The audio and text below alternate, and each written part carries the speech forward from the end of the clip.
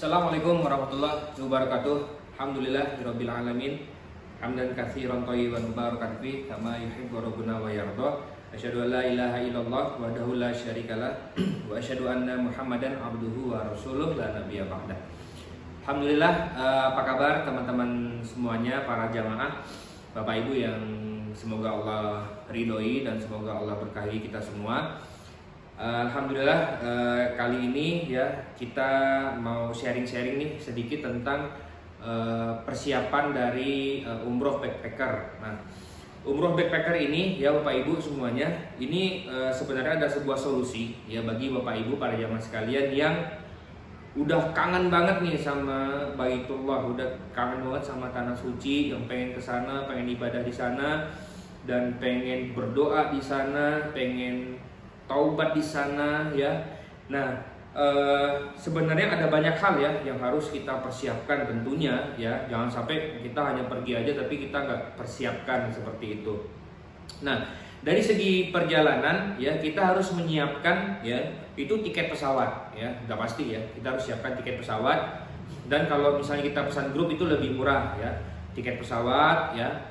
Nah, terus visa Sisko Patuh itu juga masih harus terus disiapkan ya, visa Sisko Patuh ya. Nah, terus yang ketiga adalah hotelnya nanti mau di mana itu harus disiapkan. Jangan sampai nanti di sana kebingungan kan nginep di mana gitu kan. Hotel, terus transportasi ya, bus dari bandara ke hotel dan semisalnya. Terus makanan, nah makanan ini sebenarnya opsional ya bagi teman-teman yang mau catering atau nasi box silakan saja, atau misalnya nanti mau pesen yang pakai catering atau misalnya mandiri beli sendiri seperti itu. Nah, ada beberapa hal yang harus disiapkan ya, mengingat suasana ramainya di tanah suci dan juga mungkin cuaca yang suka berubah-ubah ya, baik di Indonesia maupun di Arab Saudi. Yang pertama adalah siapkan ya, kita harus sebelum berangkat itu harus siapkan fisik ya, siapkan yang pertama ilmu dulu ya, pasti ilmu itu udah pasti ya, ilmu tentang info-info tentang manasik kita harus kuasai itu, doa-doanya, terus sunnah-sunnahnya seperti apa ya, itu harus kita kalau bisa sebelum kesana tuh kita udah minimal tuh agak-agak tahu lah ancer-ancernya kayak gitu. Jangan sampai malah di sana baru pengen tahu seperti itu, malah nanti ibarat kata tuh kurang persiapan lah kayak gitu. Nah, ilmu. Terus yang kedua adalah persiapan pakaian ya, pakaian secukupnya saja ya, karena di sana itu memang kalau pakai baju yang misalnya berhari-hari itu emang alhamdulillah nggak bau gitu ya, apa mungkin badan saya ya, tapi semua jamaah juga seperti itu ya, yang mereka sharing-sharing gitu kan. Nggak apa-apa, satu baju tuh, satu gamis 2-3 hari itu masih bagus, mungkin daleman saja yang harus banyak ya. Nah, terus di sana kalau misalnya memang mau nyuci ya bawa rinso, bawa sabun cuci ya, sabun cuci baju dan segala macam. Nah, terus setelah itu kita persiapkan yang namanya adalah obat-obatan dan vitamin. Ini penting Bapak Ibu, bukan berarti kita nggak tawakal kepada Allah ya, justru kita bagian dari tawakal itu adalah kita ikhtiar dengan menyediakan obat-obat ya, bawa obat batuk, obat demam, obat panas, obat pilek, ada juga yang gatal-gatal, obat BAB, diare ya. Kalau bisa bawa antibiotik bawa deh, karena antibiotik di sana tuh sangat mahal ya. Nah, karena kalau menebus antibiotik di sana tuh mahal ya, bisa mahal lah, berpuluh-puluh kali lipat seperti itu. Nah, kalau bisa bawa dari Indonesia, kalau bisa itu lebih baik seperti itu. Jadi karena biasanya jamaah itu euforia tuh, maksudnya ketemu baru nyampe tanya suci ya kan, wah digenjor gitu. Maksudnya kita udah sarankan, maksudnya jangan terlalu digenjor, tapi ya para jamaah katakan kapan lagi kalau udah di sini gitu kan, maksudnya ngapain juga istirahat terlalu lama gitu. Bahkan ada yang tidur 2-3 jam langsung pergi lagi, tawaf lagi, ibadah lagi gitu. Ya kita tidak bisa melarang kayak gitu kan, cuman persiapkan juga nanti, karena nanti dari Mekah ke Madinah itu lumayan berbeda tuh suhunya. Banyak jamaah tuh yang sakit ya dari Mekah ke Madinah, begitupun sebaliknya karena perubahan cuaca seperti itu.